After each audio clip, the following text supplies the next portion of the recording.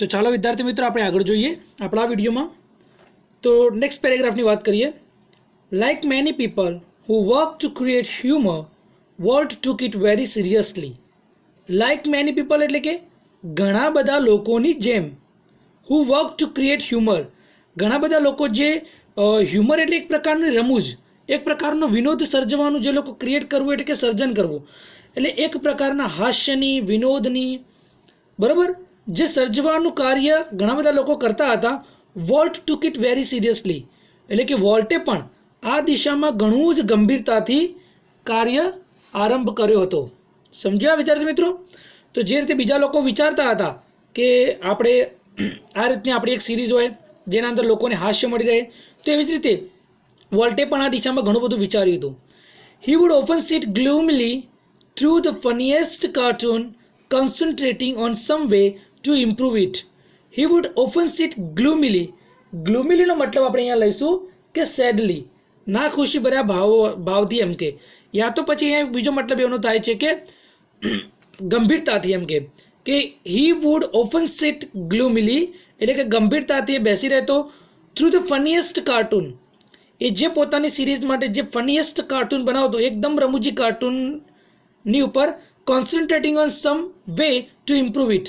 કોન્સન્ટ્રેટિંગ એટલે કે ધ્યાન આપતા, એ પોતે ધ્યાન આપતો હોય છે કે હજુ આ ફનીએસ્ટ કાર્ટૂનને કેવી રીતે વધારે ઇમ્પ્રૂવ કરી શકાય, કેવી રીતે વધારે ફની બનાવી શકાય, એ માટે ગંભીરતાથી બેસતો અને વિચારતો અને ધ્યાન કેન્દ્રિત કરતો. Walt valued the opinions of those working with him but the final judgment was always unquestionably his. જે વોલ્ટ હતો, વોલ્ટ ડિઝનીમાં, એટલે કે વોલ્ટ એ શું કરતો? Valued the opinions of those working with him, કે તેની સાથે કામ કરનારા, વર્કિંગ એટલે કામ કરનારા, વિથ હિમ એટલે તેની સાથે, કે તેની સાથે કામ કરનારા જે લોકો હતા એમના ઓપિનિયન્સ, ઓપિનિયન્સ એટલે કે મત, એમનો મત લેતો અને એના મતની મૂલ્ય કરતો, એમ કે વેલ્યુડ ધ ઓપિનિયન્સ. તો એ બધા લોકો જે એની સાથે કામ કરતા હતા એમના મતોને એને ગણતો. But the final judgment was always unquestionably his. પરંતુ જે છેલ્લું જે નિર્ણય હતો એ જોવા જઈએ તો નિશંકપણે અંતિમ ફેસલો તો તેનો જ રહેતો. બરાબર. Once after viewing a new cartoon with evident, એટલે એકવાર, વન્સ એટલે કે એકવાર, આફ્ટર વ્યુઇંગ એટલે જોઈને નિહાળીને, a new cartoon with evident, new cartoon એટલે કે એક નવા જ કાર્ટૂનને વિથ એવિડન્ટ. તો આપણે આગળ જોઈએ કે દેખીતી એક કાર્ટૂનને નિહાળ્યા બાદ હવે ડિસ્પ્લેઝર એટલે કે એકવાર દેખીતી નાખુશીથી એક નવા કાર્ટૂનને નિહાળ્યા બાદ, નવા કાર્ટૂનને જોયા બાદ ડિસ્પ્લેઝર એટલે કે નાખુશીથી એ ખુશ થયો નહીં. તો Walt called for comments from a group of people. તો અમારા જે લોકોનું જે ગ્રુપ હતું એ ગ્રુપમાંથી વોલ્ટે કહ્યું કે ચલો તમે મને કોમેન્ટ આપો. બરાબર. એકવાર શું થયું કે દેખીતી નાખુશીથી એક નવા કાર્ટૂનને જોયા બાદ, એટલે કે એને એ ખુશ થયો નહીં, એને કાર્ટૂન તો બનાવ્યું પણ એ કાર્ટૂન બનાવ્યા બાદ એ ખુશ થયો નહીં. એટલે વોલ્ટે શું કર્યું? લોકોના એક જૂથને પોતાનો અભિપ્રાય માગ્યો. તો જોઈએ વિદ્યાર્થી મિત્રો આગળ શું થાય છે. પોતાના લોકોને કોમેન્ટ કરવા માટે કહ્યું, એ જે એને કાર્ટૂન બનાવ્યું હતું એના ઉપર. તો one after another they spoke up, all echoing Walt's criticism. તો એક પછી એક જૂથના લોકોનો જે અભિપ્રાય માગ્યો તો શું કરવા લાગ્યા? એક પછી એક તેઓ વોલ્ટની ખામી શોધવા લાગ્યા. ક્રિટિસિઝમ એટલે કે ખામી શોધવી, કે વોલ્ટની સાથે કામ કરનારા આ જે લોકો હતા એ લોકોનો અભિપ્રાય શું આવવા લાગ્યો કે એક પછી એક, વન આફ્ટર અનધર એટલે કે એક પછી એક, વોલ્ટ્સ ક્રિટિસિઝમ એટલે કે વોલ્ટની ખામીઓ, દે સ્પોક અપ તેઓ એક પછી એક તેઓ બોલ્યા. શું બોલ્યા? ઓલ ઇકોઈંગ વોલ્ટ્સ ક્રિટિસિઝમ એટલે કે વોલ્ટની જે ખામીઓ હતી એ ખામીઓને નો પડઘો પાડવા લાગ્યા, એટલે કે બધા લોકો વોલ્ટની ખામી કાઢવા લાગ્યા. I get rubber stamps that say yes Walt, he snapped. તો આગળ જોઈએ શું કહે છે. તો અહીંયા I can get rubber stamps એટલે કે શું મને રબર સ્ટેમ્પ મળી શકે છે? That say yes volt. તો જે ક્રિટિસિઝમ કરવાવાળો વ્યક્તિ હતો એને કહ્યું હા વોલ્ટ, એન્ડ હી સ્નેપ્ડ. તો આ રીતે જે વોલ્ટ હતો એને રબર સ્ટેમ્પ માગીને એમના મોઢા ઉપર ચોપડાવી દીધું. બરાબર. એટલે કે હવે કોઈ એ કાર્ટૂનને રિમૂવ તો કરવાનું નહોતું, પરંતુ એને ખાલી એવી રીતે એમને કહી દીધું, સામે જવાબ આપી દીધો જે લોકો એને ક્રિટિસાઇઝ કરતા હતા. Then he wheeled and asked the projectionist what he thought. પછી એ પોતાનું ચક્કરડું ઘુમાવ્યું, બરાબર, એના મગજનું, એન્ડ આસ્ક્ડ ધ પ્રોજેક્શનિસ્ટ, અને જે પ્રોજેક્શનિસ્ટ જે બોલી રહ્યો હતો, વોલ્ટને જે ક્રિટિસાઇઝ કરી રહ્યો હતો, એ પ્રોજેક્શનિસ્ટને એને કહી દીધું જે પણ એના મનમાં હતું, વોલ્ટના મનમાં જે પણ હતું, એ જે પણ વિચારતો હતો એ બધું એને એ પ્રોજેક્શનિસ્ટને કહી દીધું. The man sensed that dissent was in order. હવે જે આ માણસ છે ને, તો પછી શું થાય છે જોઈએ. Then he will and asked the projectionist, એને પ્રોજેક્શનિસ્ટને કહી દીધું એના મનમાં જે પણ હતું એ વચમાં બંધ રાખીને. ધ મેન સેન્સ્ડ ધેટ, એ માણસને ખબર પડી ગઈ. સેન્સ્ડ થવું એનો મતલબ થાય છે કે ટુ બીકમ અવેર, સભાન થઈ ગયો, એ માણસ સભાન થઈ ગયો. That dissent was in order. Descent એટલે કે અહીં મતભેદ, અસહમતિ, મતભેદ અને વિચારભેદ થઈ ગયો છે, બરાબર. છતાં પણ એ માણસ કહે છે કે I think you are all wrong, મને લાગે છે કે તમે બધા ખોટા છો. હી ડિક્લેર્ડ, આવું એણે જાહેર કર્યું. તો વોલ્ટ જસ્ટ ગ્રીન્ડ, પણ એ સમયે વોલ્ટે શું કર્યું? જસ્ટ ગ્રીન્ડ. ગ્રીન્ડ એટલે કે એક કૃત્રિમ મીન્સ હાસ્ય પેદા કરવું, એટલે કે એનું જે ફેસ હતો, ચહેરો હતો, એના ચહેરા ઉપર એને ખાલી એક કૃત્રિમ હાસ્ય પેદા કર્યું. You stick to your projector, he suggested. અને પછી એ વોલ્ટે, એ પ્રોજેક્ટનિસ્ટ હતો, એને કહી દીધું કે ભાઈ તું તારું પ્રોજેક્ટર સંભાળ, તું તારા પ્રોજેક્ટરનું ધ્યાન રાખ. યુ સ્ટીક, સ્ટીક એટલે વળગ્યા રહેવું, ચોંટી રહેવું, પણ અહીંયા એમ ના કહેવાય કે તું તારા પ્રોજેક્ટરને ચોંટી રહે. અહીંયા એવું કહેવામાં આવે છે કે you stick to your projector, એટલે કે ભાઈ તું માત્ર તારા પ્રોજેક્ટરનું ધ્યાન રાખ. તો આ રીતે થોડી તું મેં આ પેરેગ્રાફની અંદર આપણે જોઈ બંને વચ્ચે, એક પ્રોજેક્ટનિસ્ટ અને બીજા બધા ઘણા બધા હતા જે લોકો એને ક્રિટિસાઇઝ કરે છે. એ પણ હવે આપણે આગળ જોઈ લઈએ. Volt involved himself in everything. Volt જે હતો એ ઇન્વોલ્વ કરવું એટલે કે ઉમેરવું અથવા સાંકળવું. તો વોલ્ટ પોતાની જાતને, હિમસેલ્ફ એટલે પોતાની જાતને બધી જ બાબતોની અંદર સાંકળતો હતો. કે ડ્યુરિંગ વન સ્ટોરી કોન્ફરન્સ, એક વાર્તા સભા દરમિયાન, સ્ટોરી કોન્ફરન્સ એટલે કે વાર્તા સભા દરમિયાન, on the Mickey Mouse Club TV show, કે Mickey Mouse Club TV show એની અંદર એક વાર્તા કોન્ફરન્સ થઈ રહી હતી. એ દરમિયાન ધ સ્ટોરી મેન એટલે કે જે વ્યક્તિ સ્ટોરી કહેવાનો હતો, જે સિરિયલ અથવા જે ભાગ બનાવવાનો એની એક સ્ટોરી હતી, એ સ્ટોરી કહેવામાં એટલે કે the story man pointer in hand, એના હાથમાં એક પોઇન્ટર હતું, was outlining a sequence called how to ride a bicycle. તો આઉટલાઇનનો મતલબ થાય છે અહીંયા કે સંક્ષેપમાં વર્ણન કરવું, ટુ ડિસ્ક્રાઇબ ઇન બ્રીફ. તો he was outlining a sequence called how to ride a bicycle, કે કેવી રીતે સાયકલ ચલાવવી, બરાબર, સાયકલ સવારી કેવી રીતે કરવી, એ નામની એક શ્રેણી હતી અને એ શ્રેણીનું સંક્ષેપમાં એ વર્ણન કરી રહ્યો હતો. તો હી બિગેન એટલે કે તેણે શરૂઆત કરી કહેવાની કે now when you get on your bicycle, કે જ્યારે તમે તમારી સાયકલ ચલાવતા હોવ છો ત્યારે.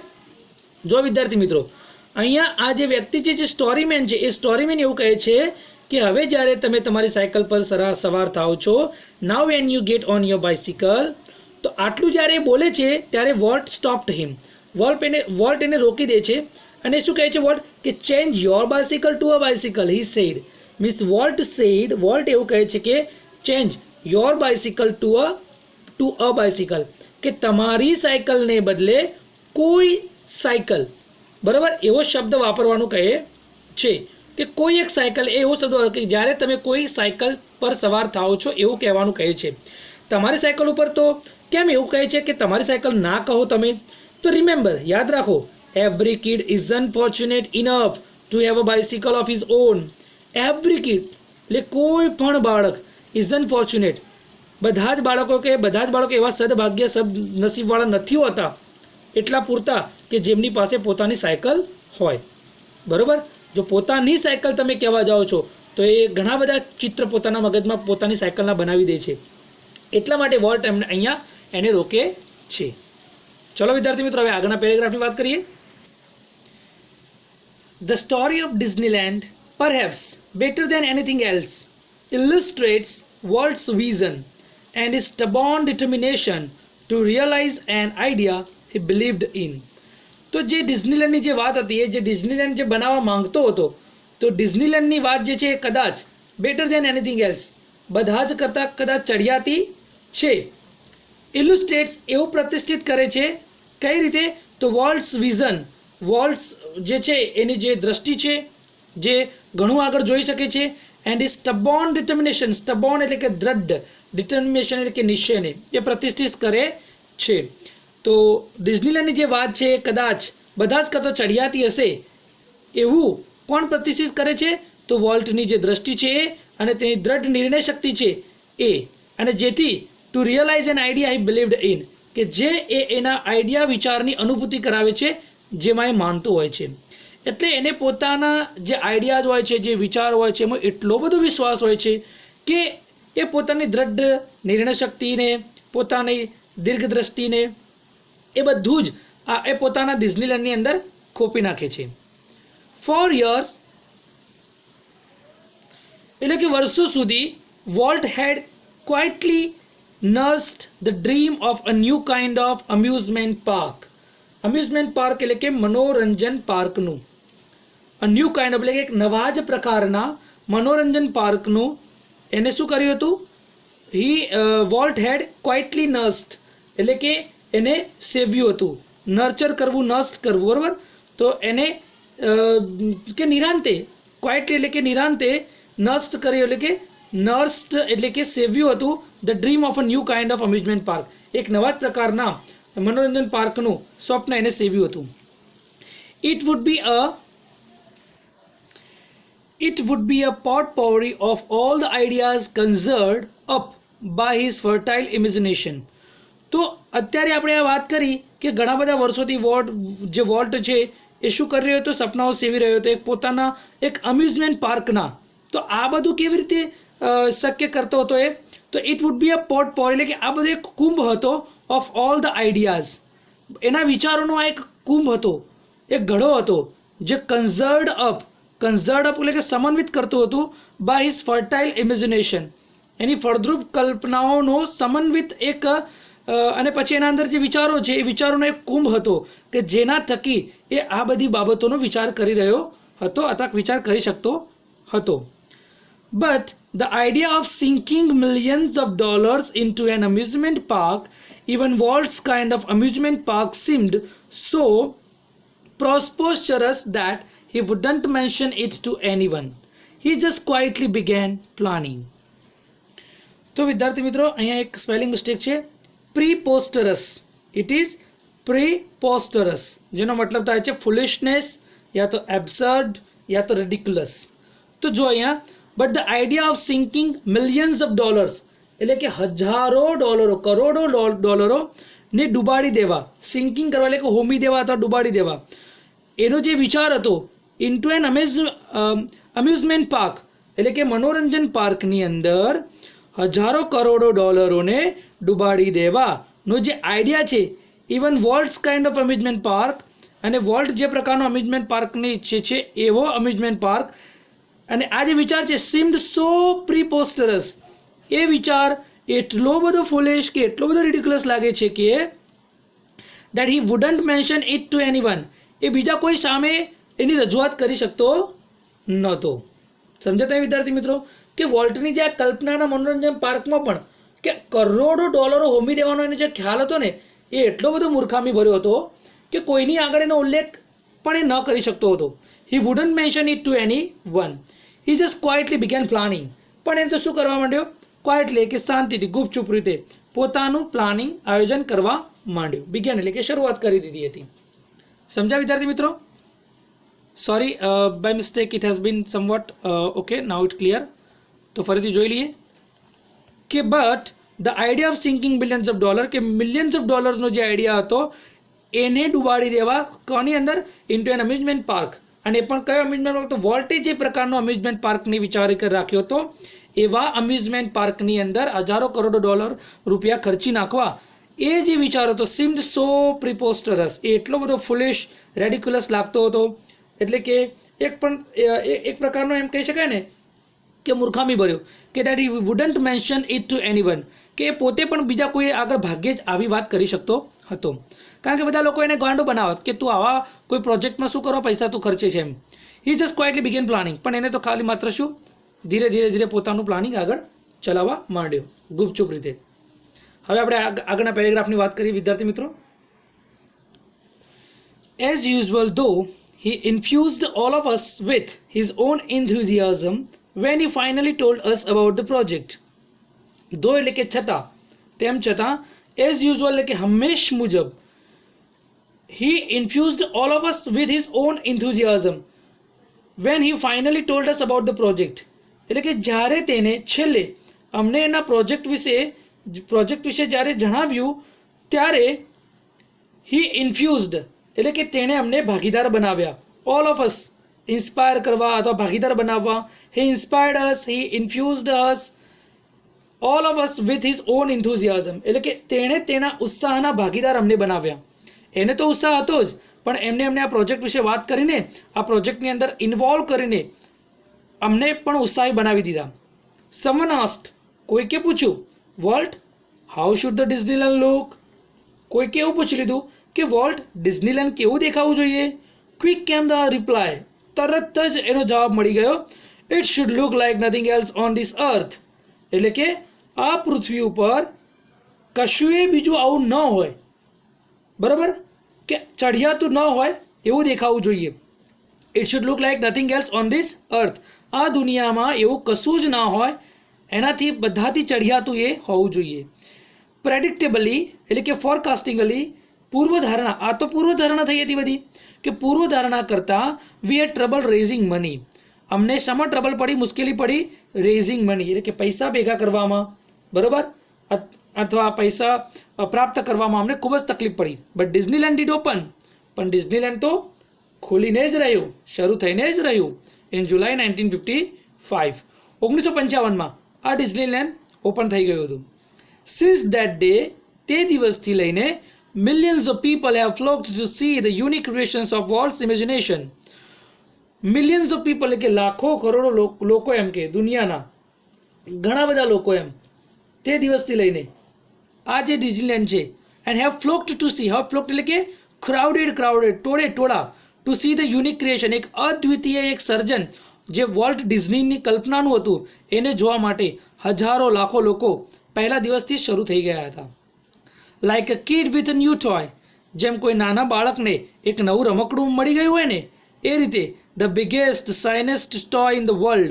અને આ ડિઝનીલેન્ડ પણ કેવું હતું, મોટું, ચમકતું, શાનદાર, આ જે દુનિયાનું મોટામાં મોટું રમકડું ડિઝનીલેન્ડ બની ગયું હતું.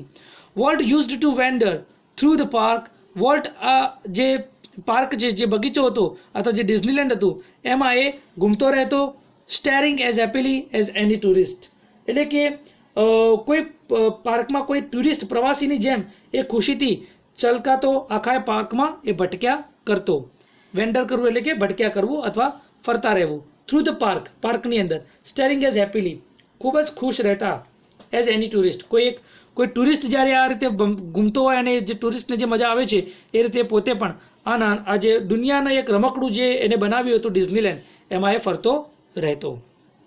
તો ચલો હવે આપણે આગળ વાત કરીએ. I am extremely sorry students, I have once again forgotten to keep this one.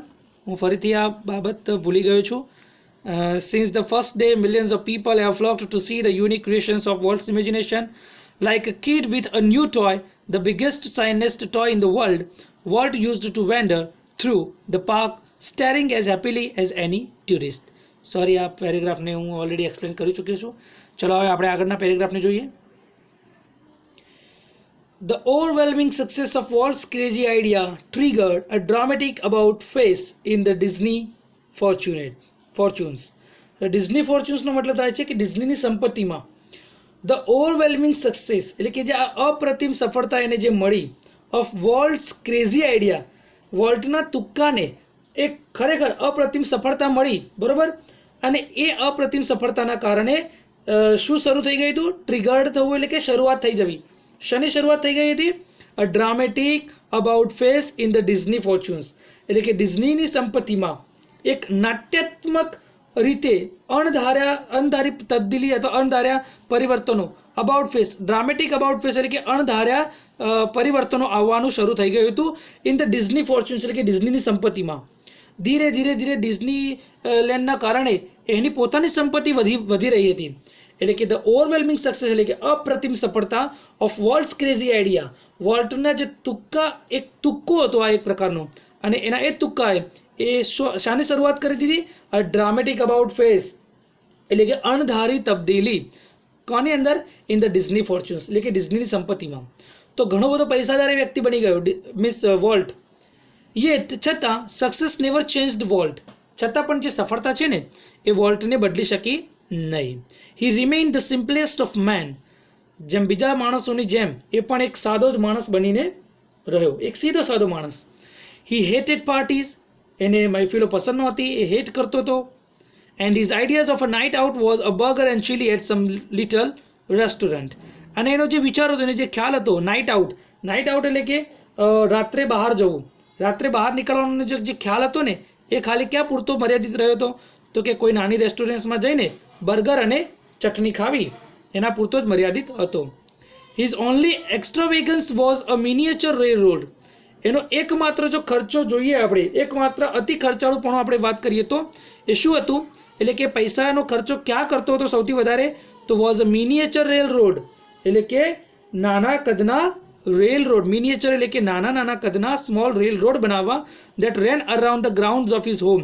એના ઘરની આજુબાજુ જે ગ્રાઉન્ડ છે એ ગ્રાઉન્ડમાં નાના રેલવેના પાટા બનાવવાના અને એના ઉપર રેલવે ચાલતી રહે. તો આ એનું એક અતિ ખર્ચાળપણું હતું, બીજું કાંઈ નહીં. તો હવે થોડાક પેરેગ્રાફ બાકી છે જેને આપણે જોઈ લઈએ. તો આગળ જોઈએ કે what do you do with all your money? A friend once asked him. એકવાર એનો એક મિત્ર હતો, એ મિત્ર એને પૂછી લીધું કે what do you do with all your money? તું તારા બધા પૈસાનું શું કરે છે? Pointing at the studio Walt said. Pointing એટલે ની તરફ આંગળી ચીંધતા. ની તરફ આંગળી ચીંધતા. કોની તરફ? તો સ્ટુડિયોની તરફ. એ જે વોલ્ટ ડિઝની જે હતું એની તરફ એ વોલ્ટે આંગળી ચીંધી અને કહ્યું, I fertilize that field with it. I fertilize એટલે કે હું ફળદ્રુપ બનાવું છું, ઉપજાઉ બનાવું છું. દેટ ફિલ્ડ એટલે કે પેલા ક્ષેત્રને, એ જે પેલું ક્ષેત્ર દેખાય છે ને તને, એને એ પૈસાથી હું એને ફળદ્રુપ બનાવું છું. And it's true. અને સાચું છે. એન્ડ ઇટ્સ ટ્રુ મીન્સ અને એ સાચું છે. That Walt ploughed money back into the company almost as fast as it came in. As fast એટલે કે જેટલા ઝડપી એની પાસે એ પૈસા આવેલા એટલા જ પૈસા એ બધા એને એ કંપનીની અંદર એને શું કરી દીધા? પાછા નાખી દીધા. વોલ્ટ પ્લાઉડ. પ્લાઉડ કરવું એટલે કે રોકાણ કરવું. અહીંયા આમ તો પ્લાવ કરવુંનો મતલબ થાય છે ખેતરમાં હળ લઈને ખેડવું, પણ અહીંયા શું થશે કે એને એ જ પૈસાને શું કરી દીધા? ખેતર મીન્સ એ ક્ષેત્રની અંદર પાછા ફરીથી નાખી દીધા. સમજા વિદ્યાર્થી મિત્રો? આગળ જોઈએ. Being solvent for the first time since he started in business gave Walt a chance to develop other ideas. તો being solvent એટલે કે દેવાળીઓ. જ્યારથી એ દેવાળીઓ બન્યો for the first time, since એટલે કે જ્યારથી પહેલી વાર એ દેવાળીઓ બન્યો, he started in business gave Walt a chance to develop other ideas. કે જ્યારે એને નવા બિઝનેસો શરૂ કરવાનું શરૂ કર્યું હતું અને એ સમયે જ્યારે પહેલી વાર એ દેવાળીઓ બન્યો તો એનું એ દેવાળીયું બનવું જેણે વોલ્ટને એક ચાન્સ આપ્યો હતો. શા માટે? To develop other ideas. જો વિદ્યાર્થી મિત્રો, જ્યારે પણ આપણા પર આપત્તિ આવે છે ને તો આપત્તિ આપણને યા તો ઉગાડે છે યા તો ડૂબાડે છે. જો આપણે એને પોઝિટિવલી લઈએ અને મહેનત કરીએ તો આપણે એમાંથી બહાર આવી શકીએ છીએ અને આપણે ઘણી બધી પ્રોગ્રેસ કરી શકીએ છીએ.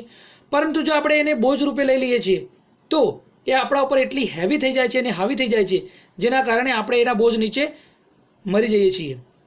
તો અહીંયા એ દેવાળીઓ બન્યો છતાં એ કોઈ બેસી ન રહ્યો, પણ એના મગજમાં ઘણા બધા નવા વિચારો આવતા ગયા. ધીસ ઇન્ક્લુડ અને એ વિચારોથી એ નવા પ્રોજેક્ટ્સ કરતો ગયો.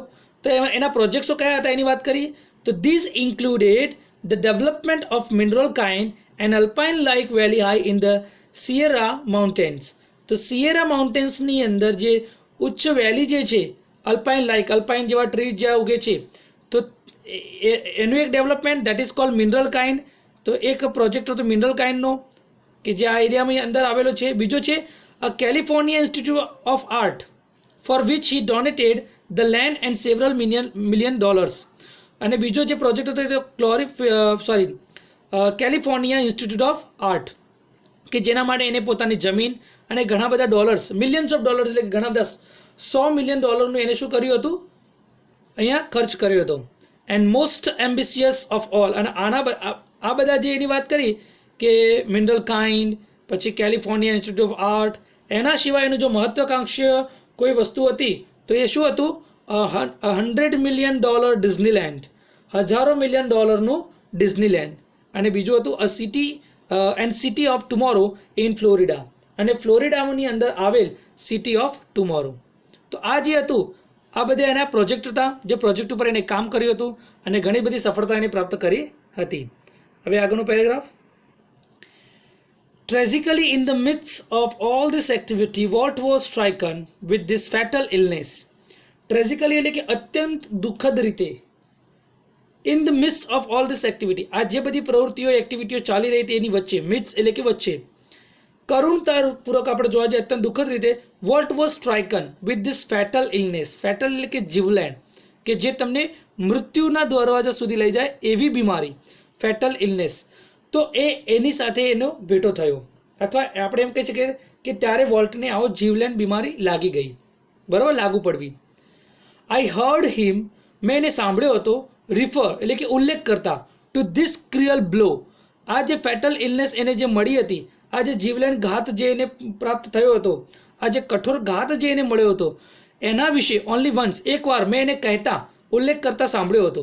તો એને શું કહ્યું હતું કે whatever it is I have got, આ જે પણ હોય, જે પણ મને થયું છે એ મીન્સ તમે સમજો છો ને કે મને જે પણ વ્યાધિ થઈ છે, મને જે પણ દુઃખ થયું છે, મને જે પણ રોગ થયો છે, હી ટોલ્ડ મી, મને એને કહ્યું કે ડોન્ટ ગેટ ઇટ, કે કોઈને પણ ન થાય. Don't get it anyone means એ કોઈ બીજા વ્યક્તિને આવો રોગ ન થાય. I visited him in the hospital the night before he died. Although desperately ill, he was as full of plans for the future as he had been all his life. તો એનો ભાઈ અહીંયા શું કહી રહ્યો છે કે I visited him in the hospital the night before he died. એ જ્યારે મર્યો એના આગલી રાત્રે મેં હોસ્પિટલની અંદર એની મુલાકાત લીધી હતી. Although desperately ill, આટલો ભયંકર બીમાર હોવા છતાં, desperately ill એટલે કે ખૂબ જ ભયંકર મોદો હોવા છતાં, he was full of plans for the future, ભવિષ્ય માટેના પ્લાનમાં એ મગ્ન હતો, as he had been all his life. અને તમને ખબર છે કે he had been all his life, તેના પોતાના સમગ્ર જીવન દરમિયાન એ આ રીતે જ રહ્યો છે, ફ્યુચરના પ્લાનનું ઘડતર કરતો, એ હંમેશા જોવા મળતો, બરાબર. અને હવે લાસ્ટ પેરેગ્રાફ ફાઇનલી આપણે જોઈ લઈએ. Walt used to say that, Walt એવું કહેતો કે Disneyland would never be finished, કે ડિઝનીલેન્ડ ક્યારે પણ એન્ડ ઇટ નેવર વિલ, કે ડિઝનીલેન્ડ ખતમ થવા સર્જાયું જ નહોતું અને તેનો ક્યારે પણ અંત આવશે નહીં. Disneyland would never be finished, કે ડિઝનીલેન્ડ ક્યારે ખતમ થશે નહીં, and it never will be ended, કે ક્યારે પણ તેનો અંત આવશે નહીં.